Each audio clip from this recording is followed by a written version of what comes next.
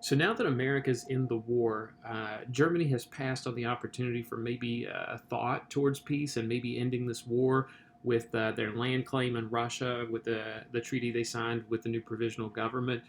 But they said, you know what? Ultimately, we got to go all or nothing here. They start moving to the Western Front, and remember this map. You can see that territory where the Russia and the German border meet.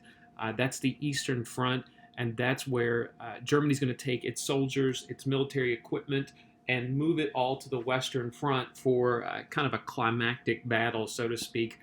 If they can get their resources over to the Western Front and put pressure on France and Great Britain fast enough, then America's entry to the war won't matter.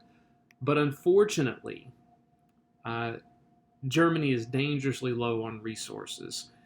They're not going to be able to sustain themselves over time. That's what America brings to the war. Now, just to give you an idea, part of the resources that you need, population, first of all, if you look at what the population right before the start of the war, the Allies have more men, they have steel production that is essentially, it's on par with one another.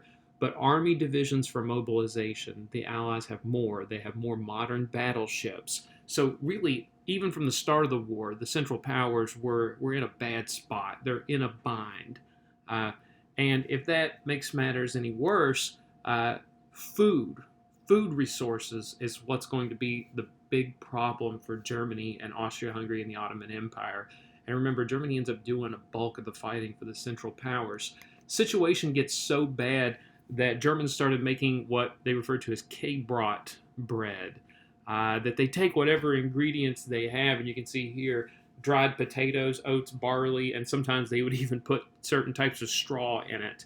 And this is the type of stuff that they're putting together and baking into a form of bread. That's how desperate they get for food. So they've basically been choked off from any imported food sources, and Germany and Austria-Hungary are kind of on their own right now. And so they're just not self-sufficient. And the Allies are going to wear them down. America's army gets over to across the Atlantic in time to help make a difference. And the Germans were putting up some remarkable resistance. It's really ugly fighting. The Americans get a bad taste of what fighting in World War I is like in the trenches, and they're going to see a pretty decent casualty rate once they get over there. And it took until 1918, the start of 1918, to get the Americans mobilized and over into the war. And finally, November 11th, 1918, the Germans decide to agree to an armistice. They want to agree to stop fighting. And that's what an armistice is. It's an agreement simply to stop fighting, to negotiate for peace after that. It's not a surrender. And so the Germans are like, okay, we are willing to stop fighting. But Woodrow Wilson kind of had a precondition. He's like, listen, I'm not going to negotiate with anybody that's an autocrat. So you got to get rid of the Kaiser. And so the Germans decide that they're willing to accede to this. They're going to stop fighting on November 11th.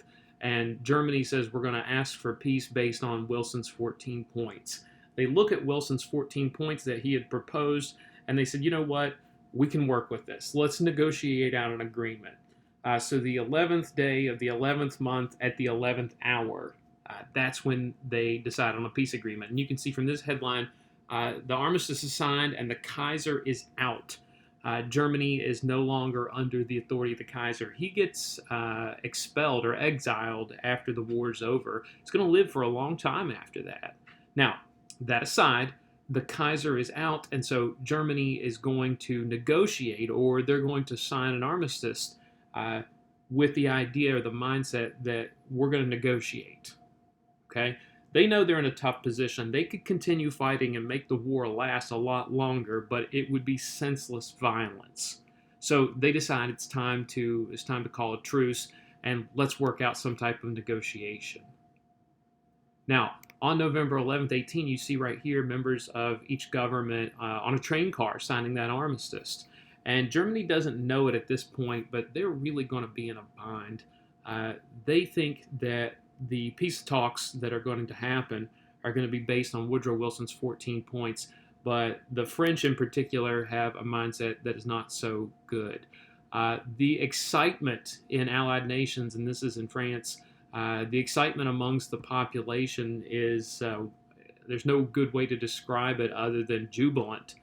People have been tired of war. It's been going on for almost 5 years at this point, and so they're excited that the war is over and that there are going to be peace talks. All right. Now the peace talks are going to be held at Paris, and when they're at Paris, like I said, the Germans think they're going to be all right, but the reality is they're going to be in big trouble. Okay. And the first thing we're going to mention about it is the people at the Paris Peace Conference. There's a lot of nations that show up, but there are four nations that are more important than the others. The leaders of these four nations, they refer to as the Big Four. On your far right, you see Woodrow Wilson, the American president. Next to Woodrow Wilson, second from the right, is George Clemenceau, who is the French prime minister. Then you have David Lloyd George, the British prime minister, and on the far left, Italy's Vittorio Orlando. And those four guys are the leaders of the four countries that are really on the winning side, the Allied side, and they're going to be calling the shots at the Paris Peace Conference. Unfortunately, they're going to make some pretty bad mistakes at the Paris Peace Conference.